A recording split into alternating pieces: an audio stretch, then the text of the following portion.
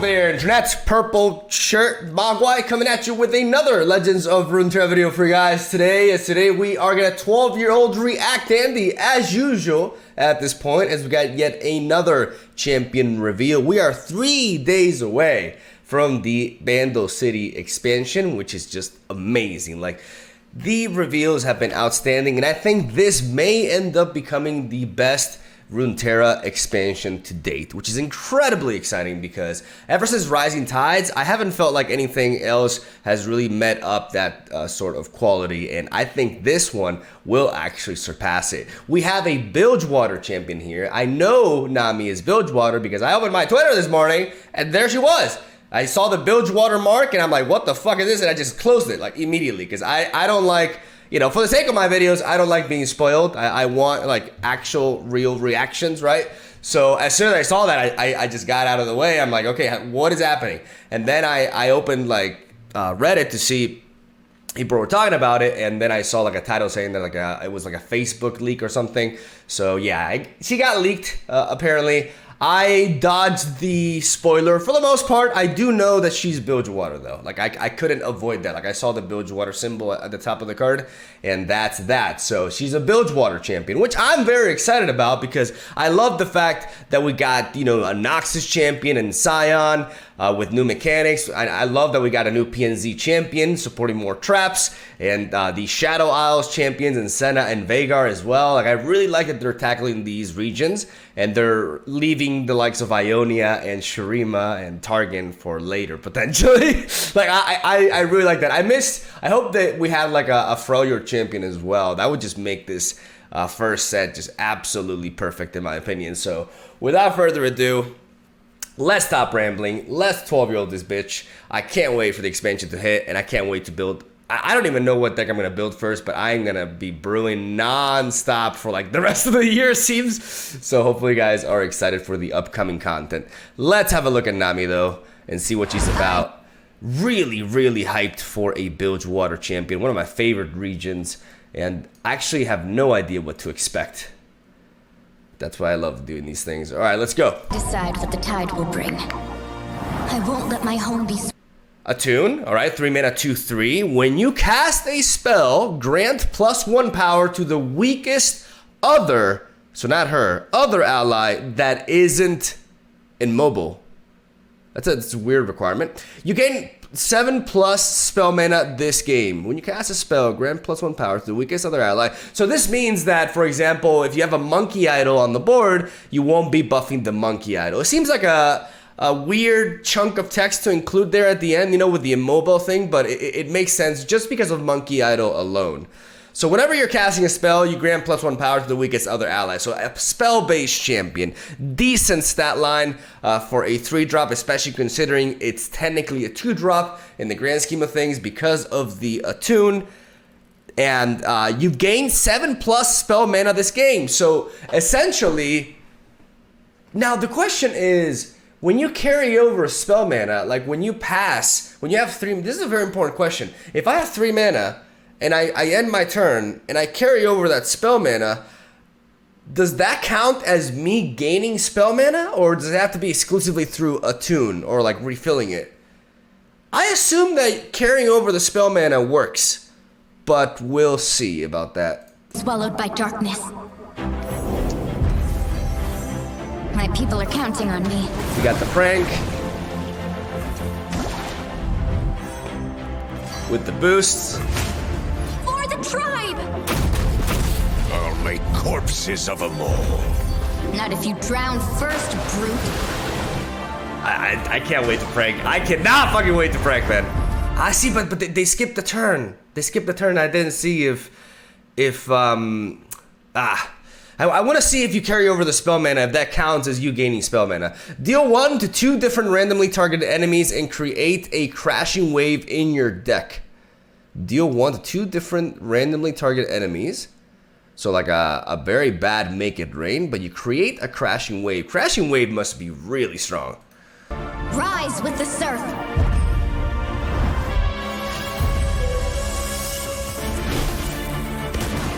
Rolling tides. Heed my call. I missed it. I missed it. God damn it. Deal 2 to 4 different randomly targeted enemies and create a colossal wave in your deck. And it's focus speed. Wait, that was slow speed. Wow. Wow, I don't even know what colossal wave is gonna look like. Okay, that's fun. That's fun as hell. There's a pair of gills I'm happy to see. That's a big hit. Is a NAMI, rulers of the sea. I am the tide caller. Yes, yes, it does work like that. It does work like that. Oh, shit. Okay, when you cast a spell, grant +2/+1 to the weakest other allies. It's just a turbo enhancement. So, but it does count. We just confirmed right there. If you pass over and you carry over spell mana, you are gaining spell mana. That was very important because otherwise she would be very difficult to level up. Really, really important. So we have a champion that just, the more spells that we go, we're actually like netting value, extra value out of them. A really, really powerful engine in the right build. Definitely designed to go along Fizz naturally, but a lot of deck building potential outside of that shell, for sure. Recording, right? Sounds like shit. Who the fuck are you? Wait. Okay, I missed that. Okay, that was really fast. For every 2 spells you play in a round, grant other allies +1/+1. Oh my god, that's a strong engine as well. We cover Moonstone. I'm counting on you, Admiral. And the crashing wave. Wash away. Focus speed, by the way. Deal 4. Oh, how expensive is it? Well, we'll see after. Dude, I love this wave. It can actually work with predict as well. Tide's coming in. Who's on top of the bounty board today? God damn it, I'm not seeing any of these cards. Well, whatever. Tide carry you. What the? I'll show him pain. Who's hungry?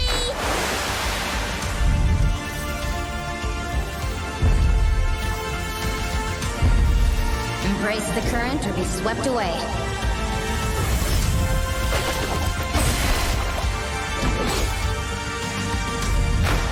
I'm a little bit confused. I have no idea what's happening. Like that spell seems to be duplicating itself. Winner, winner, tuna dinner. My loved ones will be safe a while longer. All right, she's fire. She's fine. Okay, we got a lot of reading to do, Liz. I am like really confused. Okay, so EBB.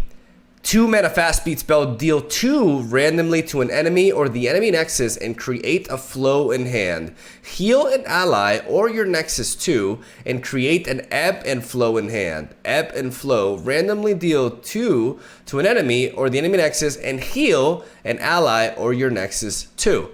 So essentially, it is a card that is effectively just like duplicating itself, but it's funny because the ebb and flow turns back to fast speed instead of remaining at burst speed like flow. Effectively, like 6 mana, like you need to pile up quite a bit of mana, but playing this card alone allows you to just get tremendous value out of NAMI, especially if she's leveled up. Like that's the insane part about it. Like if you play this, you're actually just giving a total of +6, plus like 9, you're getting 9 stats.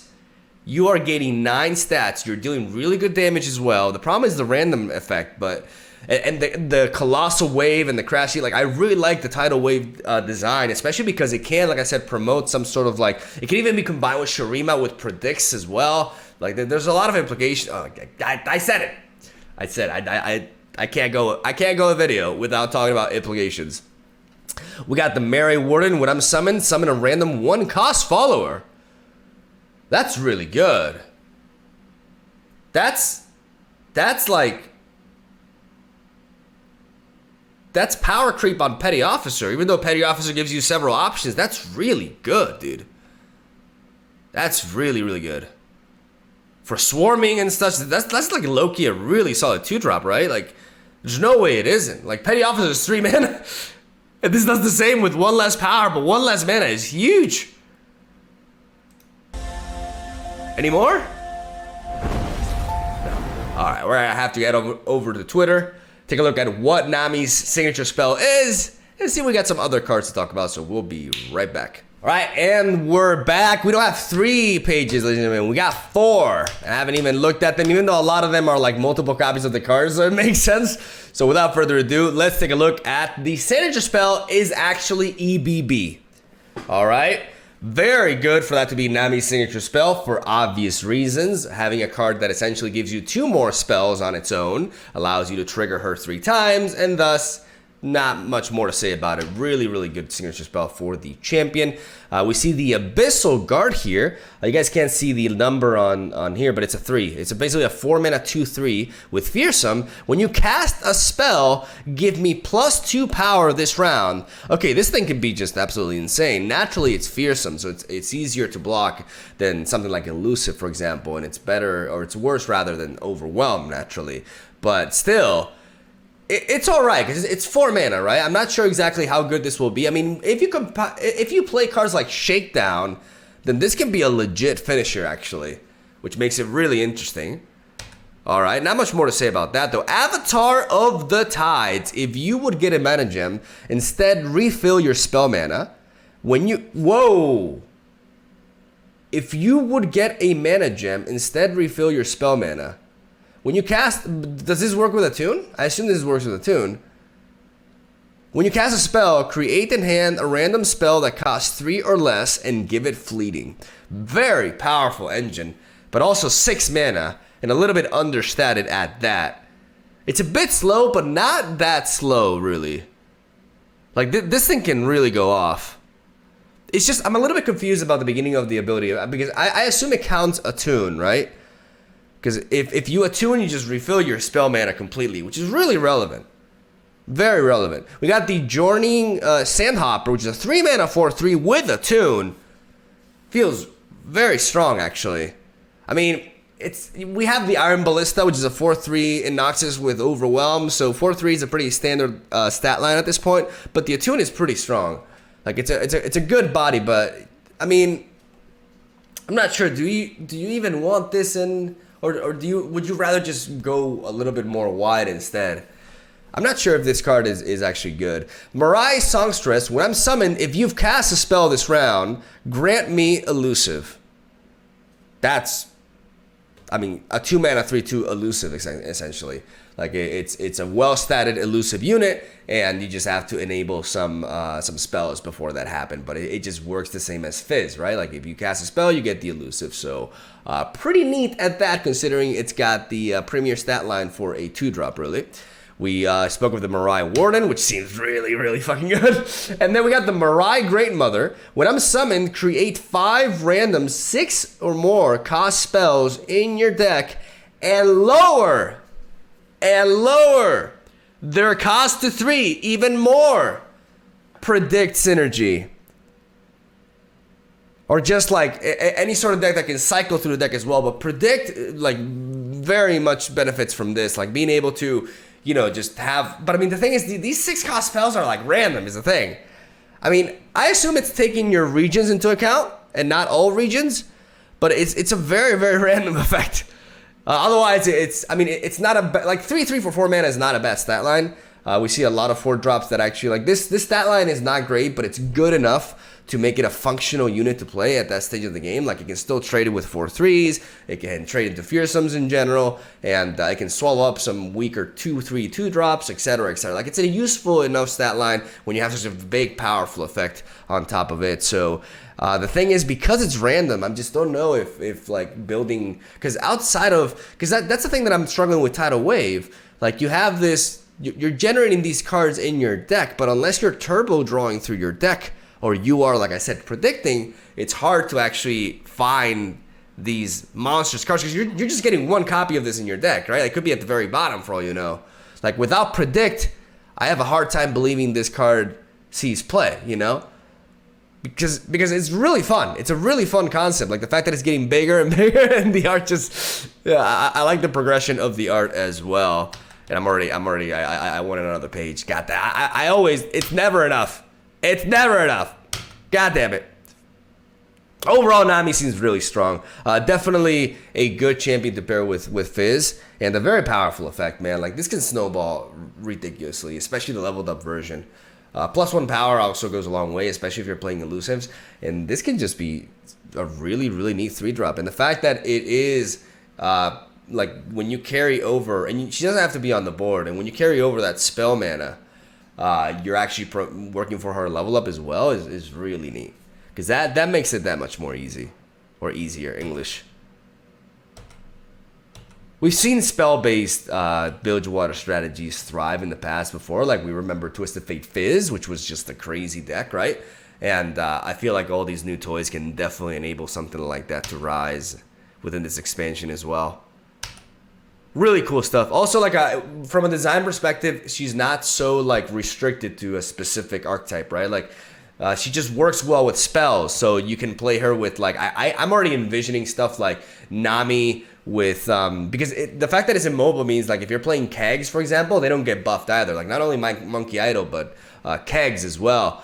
So you don't have to worry about your buffs going to the kegs. And I'm already thinking about perhaps like a Bilgewater Shadow Isles deck with NAMI and maybe like Senna, you know, like there's a lot of potential. There's a lot of potential outside of just like a combination with Fizz, right?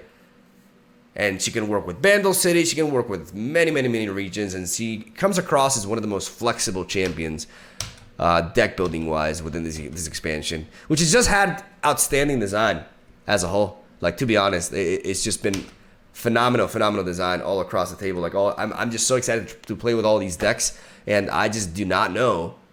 What do you guys want me to play first? Like, I'm gonna make use of this video and actually, like, what do you want me to build first? Because I have no, I'm leaning towards Caitlyn, but I also want to play Scion, and I also want to play Senna, and it's just, it's a nightmare. So help me, please help me. Really excited for NAMI though, really dope. Very cool design. Like I said, very flexible. And really pumped for what we can do with her. So I'm going to end it here. Thank you guys for watching. Stay tuned for daily Legends of Runeterra content. The expansion is coming, and so are the decks. For those of you who just want to see the gameplay, I know you've endured this week, but we're getting there. Don't you worry. I hope you're as hyped as I am, and that's basically where I'll leave it at. Love ya. Thank you for watching. I'll see you tomorrow.